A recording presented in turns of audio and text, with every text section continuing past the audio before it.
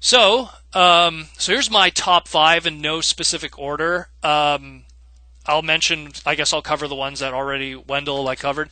Masterpiece Star Saber. He was designed by Hashirshi Yuki, who better known. I mean, just to list some of the stuff this guy has designed before he did the Masterpiece Star Saber: Lio Convoy, Big Convoy, Fire Convoy, for one. So this guy knows how to do amazing leader-based toys, and he was the guy who is legendarily known for the design of MP05 Megatron, which they turned to him and said, "We need you to design a Masterpiece toy in 12 days," which he did, and then he made Megatron in 12 days, and that was a big deal. And so he did Star Saber, and he did incredible job. Wendell was with me when I picked this up. I was at BotCon 2015, and someone bought it and was like, I don't want it anymore. And I was like, gimme, And I forget what I think I paid 110 or 120. I'm not sure. I got it from Ichabod, shout out. So thanks to him for that. And it was amazing. It was, I love this toy so much. I mean, we already talked about it, but it's just, Star Saber has always been one of those characters. He's in my top 5 favorite Transformer characters. He's one of those leader characters that wasn't boring. There was still a little bit more to him that was human. And if you watch Transformers Victory, his relationship with Yuki, it just, I don't know, there's something more organic to him that is something that I enjoy, say, with Beast Wars, with Optimus Primal and stuff, where it was a more organic leader, as opposed to just the typical, usually the way the Japanese handle leaders are they're very samurai and stoic, and we must do this, we must do that, Right. So, awesome figure, amazing, still has the sword gimmicks, everything clips, looks incredible. Where's my Victory Leo so we can make a amazing huge thing. The creator actually wanted, after he did Star Saber, to do God Jinrai, also a Masterpiece one. Maybe one day his wish will happen. Next one, God. another these ones here are more difficult to get ones, and the last two I'll use for retail. BotCon 2015 Oil Master. This one I was super excited about, mostly because of its origins, of the people who worked on it. Number one, Oil Master was a toy based off of something that never happened, which was a Pretender shell toy that was supposed to come out in 88, I believe, 88, 89. Never happened, never got past the test shot stage or the prototype stage, and that was it. And then years later, Boss Fight Studios, which worked very closely with BotCon, who do a lot of their extra head sculpts and stuff, they made a shell, and they based it off of the character ideas that my buddy Andrew Hall, a.k.a. Hydra, wrote when he was working with Part 1, a.k.a. eHobby at the time. So Oil Master is amazing. I've never seen, without a doubt, there's not a Pretender shell on the planet that has that much paint on it. It was painted amazingly. It was sculpted very well. It's huge. It's a big fucking Pretender shell. It still does the Pretender gimmick. It comes with weapons that were kind of a carryover from the Constructabots line, but still amazing. If you could pick it up for less than $80, it is worth every penny. Such a great figure. And more Pretenders. That's all I want. There should just be more Pretenders. Now that we have the Titan Masters coming up now for the next theme, we're going to go more into gimmicks and stuff with retail. I hope Pretenders come up. Next one is specifically the Japanese release, Takara Legends RC. This one, because RC, our retail version, came out in 2014, and then they waited a little bit longer. Sakamoto-san, our good old buddy, did the box art, and he's good at drawing the sexy ladies. And, specifically, this RC was actually designed by Yuki Oshima, for people who better know him as the guy who did Kiss Play. And he designed it with Takara. They made a perfect RC that's incredible. Combine it with the fact that it's a Takara Legends release, which comes with a comic book written by Sakamoto, drawn by Sakamoto, sexy box art by Sakamoto, and a paint scheme that is 100% more show accurate than the Hasbro release. And you got an amazing figure. And considering that, RC, we've waited, almost like 29 years to get our RC to get to here, basically. To get our perfect RC toy after hey. Well, our official. RC after our official perfect car after, RC. Well, yeah, exactly. After Well, I mean, sorry. Aside from even like animated, and there's been a lot of good attempts, and there's been we had our Energon toy, we had our movie toys, we've had so much. We had a Spider RC, from BotCon, but we've never had that quintessential G1 1986 movie RC, and now we finally got it, and it was through that. And I'm totally, and just the fact that it comes with the awesome box art and the comic book, and it's the full package. Like it's worth. I mean, I bought it for 35 Canadian, but if you could pick it up for like 40 American, you still wouldn't be losing. It's still a great figure. Exactly. The next one is this is Combiner Wars now. I want to nominate, not specifically Combiner Wars, but United Warrior Defensor, also known as Combiner Wars Defensor. Again, this whole package is absolutely incredible.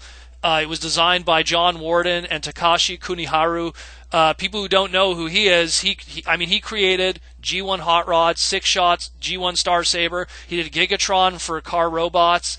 He did Galaxy Force Optimus Prime, also known as Cybertron Optimus Prime. He designed Revenge of the Fallen Optimus Prime, the leader class. So this guy's, track record, so to speak, is all top 10 Transformer toys, in terms of engineering. And Defensor has always been my favorite of the Combiner teams.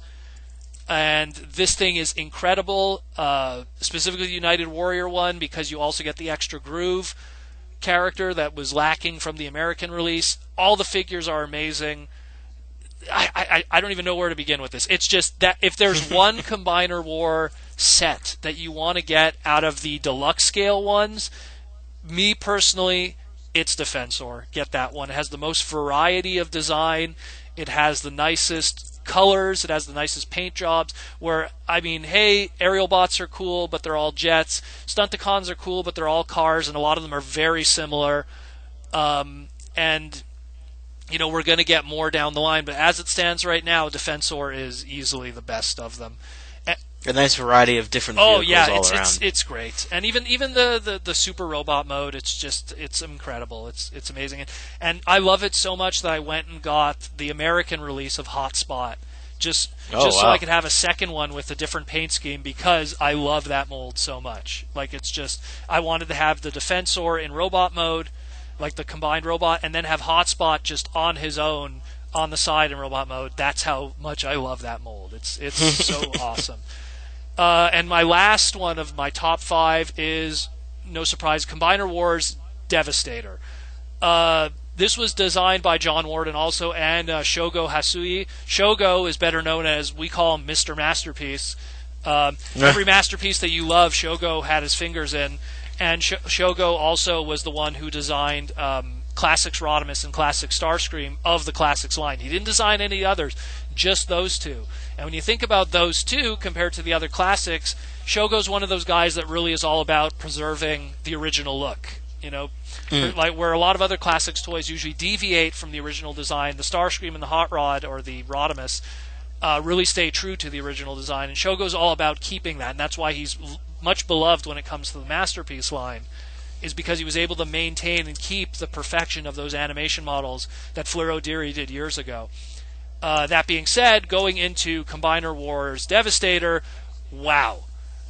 Totally worth it. If I have one complaint when I opened him up, I had it in my mind somewhere, I don't know why, even though we saw him at BotCon and stuff, I had him in my mind that he was the same height or maybe slightly shorter than Metroplex.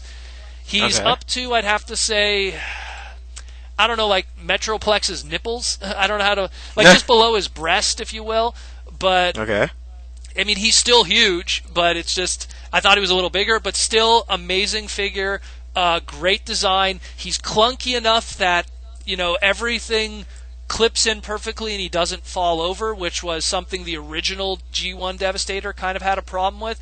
It was interesting transforming this and putting it together as Devastator after so many years of putting together loose Devastator G1s after all these years. You see that the same ideas from the original Devastator are present, but them going like, yeah, remember how like Scavenger always had fucking loose as like hell legs and, not legs, arms, and it would always make Devastator fall over if a strong wind hit him? Yeah, let's make sure we put heavy-ass ratchets there this time. Like, every little design flaw of the original G1 Devastator was addressed and put into this, with interesting new twists here and there to make it look nicer.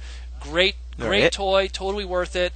If you could get it cheaper down the line, because he's been sliding down now. If you could get him cheaper, go for it. Great figure. Totally like a reason why he was the centerpiece of the Combiner Wars line, and understandably. Honorable mention, I want to say Combiner Wars Protectobots Rook. Now, Rook was always with me. I pick up the Japanese versions of all the Combiners, and what I do is every single American release always has that one-off member, Alpha Bravo. Or there was another character that came with, instead of Wilder, I'm trying to remember his name. But it's just... I can't remember. Yeah, I'm trying to remember it too, because there was Rook, and then there was... I'm going to have to... Off-Road, there we go. Off-Road was the other one, and so now Rook was the extra member. But Rook was unexpected because he's actually amazing on his own. He's a really, really good toy on his own, and I'm actually expecting a lot more from this mold, because he gives me this like Transformers 2010 movie Breacher vibe. Breacher was also one of those toys that we didn't expect much of it, and then everyone got him and was like, holy shit, this thing's amazing. Breacher's the Scout right? class You're talking about? one. Oh, that thing so is there awesome. You go. So it's on my desk at work. This is like a deluxe Breacher. Like, it's just, I really like it a lot. And he's on my desk right now because he's just so fun to mess with. And because in the case of Alpha Bravo, he was a helicopter. We knew what he existed for. He was going to be, Vortex for the Combaticons. Same thing when we got Off-Road. We're like, oh, they're going to use him for something, this pickup truck. There wasn't much that, he was used for Ironhide, but there wasn't much that was too interesting about it. But Rook was just, wow, like really well done. He's actually another Takashi Kuniharo creation, so no surprise there. Again, the guy who created all these amazing things made another amazing Transformer toy. I love it. Love it. If you guys have a chance, pick him up. He's my honorable mention. Amazing. He looks pretty cool with two fists. Oh, yeah, he has like two fists. Like, people are putting a bunch of fists on him, and he looks because he has he has plug-in points where his weapons go on top of his fists, and so you could give him huge fists. You could give him all... Again, he's like Breacher, where you could kind of stick stuff all over him. Like, he's such a fun figure. Like, and on top of that, just even if you take away all the weapons, a really nice design, and he could store all his weapons on his back, so it's just...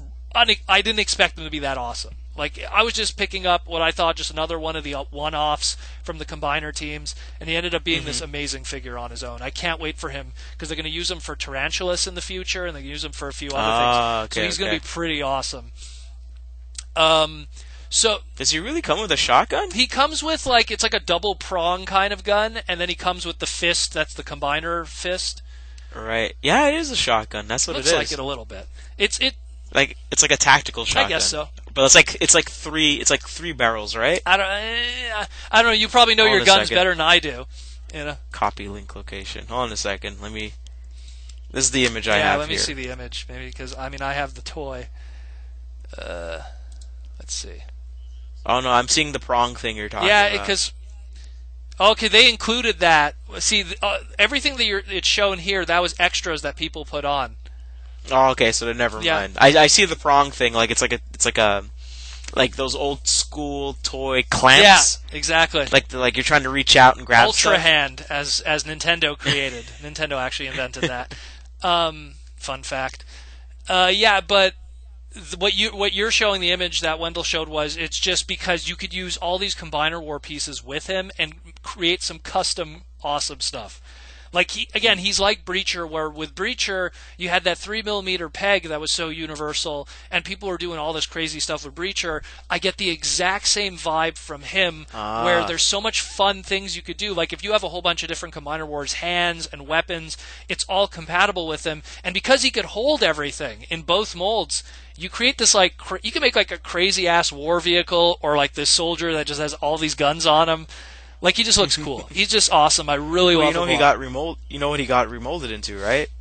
Hound. Yeah, he got remolded. Which is and I'm looking forward to the Tarantulas, because Tarantulas doesn't really have his legs. I could totally see, because he has all these peg points and everything, that someone's going to do like third party peg on legs. And okay. For the back or something. He's going to look awesome. He's going to I can't wait for that. Like that, I'm looking forward to so much. Not to mention, someone wrote his bios for BotCon, so I mean, I don't know who he is, but that's gonna be pretty awesome. Wink, wink.